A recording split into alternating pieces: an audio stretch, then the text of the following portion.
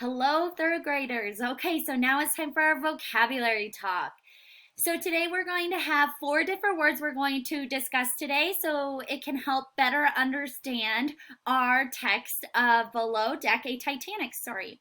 So our first word that we're going to focus on is voyage. Say it with me, voyage. Now let's spell it out. V-O-Y-A-G-E, voyage. Voyage means taking a trip or travel or taking a journey. So the picture that I paired with this word today is this ship going across a body of water towards an island. Okay, our next vocab word is going to be cramped. Say it with me, cramped. Now let's spell it. C-R-A-M-P-E-D, cramped. This word means tight, crowded, uncomfortable.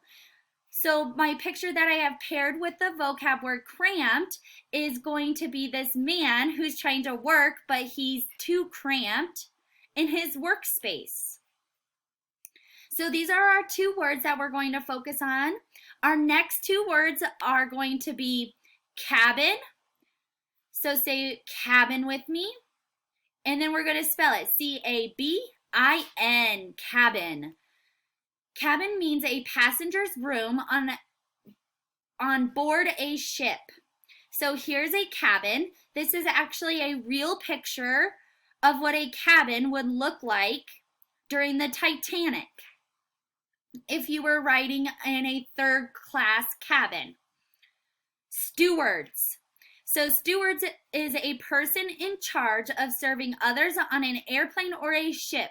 So this is actually another real picture from the Titanic of the stewards of different ladies that are there to serve. Okay, so these are going to be our full vocabulary words. Make sure as I read and you're listening to me read or you're reading on your own, you're looking for these four words. These four words are going to help you understand the text more so you can dive deeper and comprehend more of the text and not worry about your vocabulary words. All right, good luck, and I'll see you later on this lesson. Keep up the hard work, third grade.